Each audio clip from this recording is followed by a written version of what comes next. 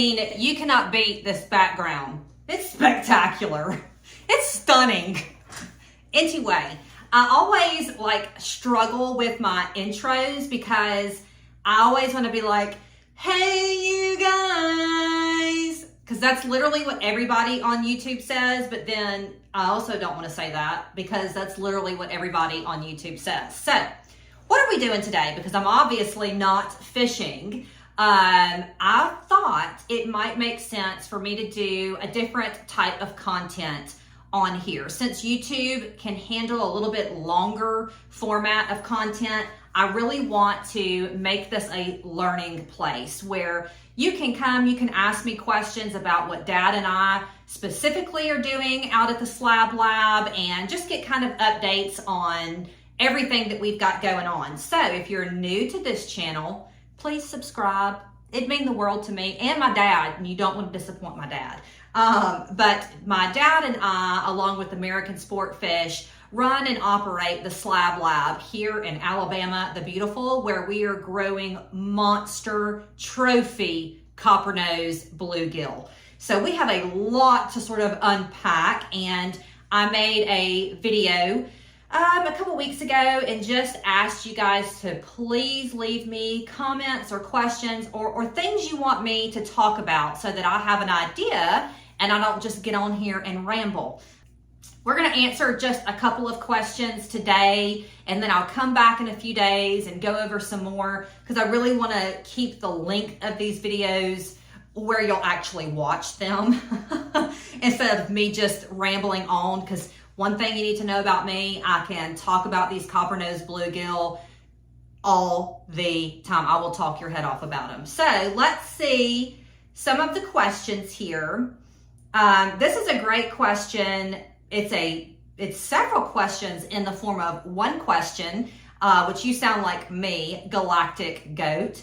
That's an interesting name. Galactic Goat, tell me below, what does that name mean to you? I want to know. Very interesting. I like it. He asks, how far north can coppernose be stocked?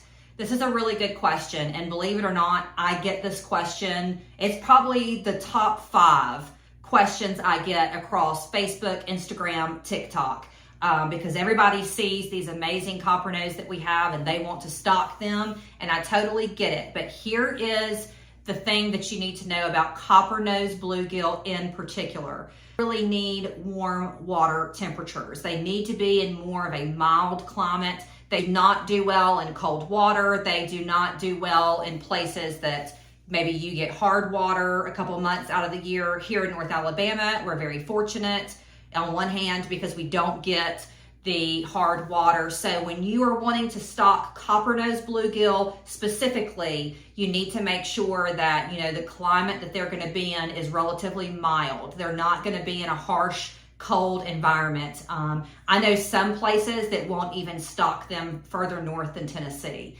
With that said, if you are looking to stock in a type of bluegill, type of sunfish to either grow to a trophy level or to be a great forage base for maybe growing trophy bass or some other trophy species, check with your local hatchery and see what they recommend.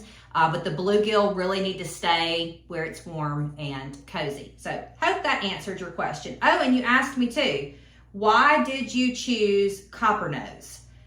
Another great question. I really feel like coppernose chose us. I know that sounds really corny, but that is how I feel because, quick recap on Slab Lab history, about 27, 28 years ago, Dad built the pond and it was always meant to be a trophy bass pond. We never intended to focus on growing trophy coppernose bluegill. It sort of was a happy accident. June 2018, one of the worst days in a pond owner's life, we had a total fish kill. We had nothing but bluegill fry left. We lost trophy bass, like teen size bass.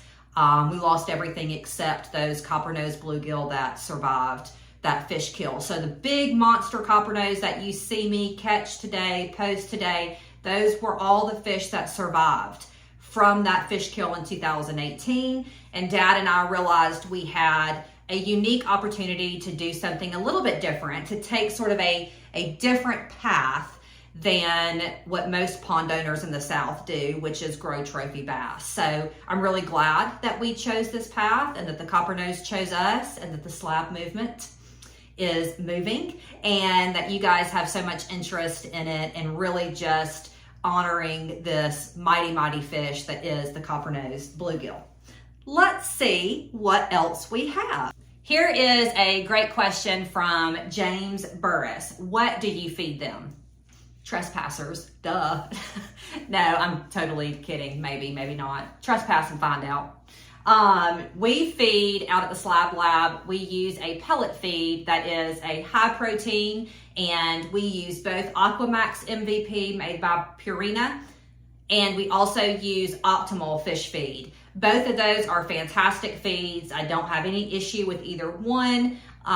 You're really wanting to find something that has that higher protein content. That's going to help give those fish that extra little boost, and you're really going to see your fish grow if you can dial in your feeding program, maintain your feeding program. It really is worth it, and that is one of the many reasons that our bluegill are just absolutely large and in charge, is because of the pellet feed that we feed. So Vic Bonds asked, what is the difference between Coppernose bluegill versus native? And this is a really, really good question, and I'm just going to go ahead and warn you guys, this is going to sort of lead me down a rabbit hole. But the Coppernose bluegill, native bluegill, green sunfish, northern strain, red ear, shellcracker, perch, crappie, like I feel like over the last, I don't know, 100+ years that everyone just sort of lumps all of these sunfish into a bluegill or brim category. That's just sort of the nomenclature that we have given to basically every sunfish is, oh, look at that bluegill, when in reality, it's not necessarily the case. So Coppernose versus native. Coppernose have a couple of very distinct features. One being they have a black spot located on the back of their dorsal fin, and I'll drop in pictures here so that you guys can really visualize what I'm saying.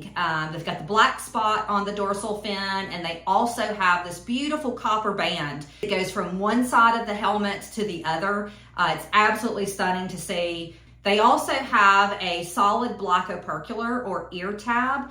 It is the black dot that you see on the side of their face. And when you have hybridization that occurs, normally that's a really good spot to sort of start assessing what species you've actually caught, because for instance with shellcracker, which are a hybrid sunfish, that black ear tab will have red or orange on it. And shellcracker are a super cool species as well. They don't really feed on the surface like bluegill, so they're very tough to feed train or to grow in a private lake to trophy size. And they eat mostly on the bottom.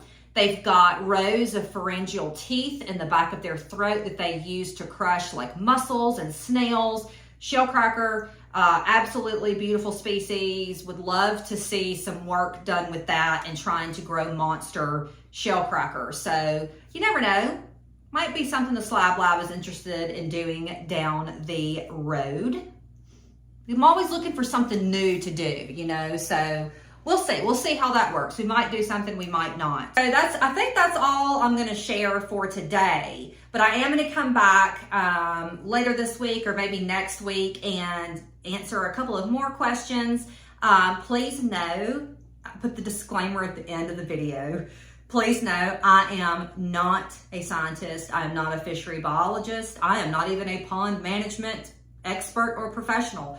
But what I am is really excited that you guys have enough interest to leave me these fantastic questions, and that you are just as much a part of the slab movement as Dad and I are, and just really restoring the honor to these mighty fish. And if you only thought for a second about the very first fish you caught and it was a bluegill, and you had just a couple of moments of happiness or joy, reminiscing, thinking of that memory, then my job is done. So I really appreciate it, you guys. I'm going to bounce Okay, I'm gonna bounce. Well, how do you say bye to a camera? Nobody's here to even say bye to. I'm gonna chunk the deuces. I'm gonna catch you on the flip side. Holler, adios. I'm not really sure. We're just gonna say bye and call it an official outro. Also, like, share, subscribe. Do me a solid, man. I need it. Like, share, subscribe. Come back and see me. Cheers. Man, them Vans is clean, y'all. Bye. Until next time. Until next time.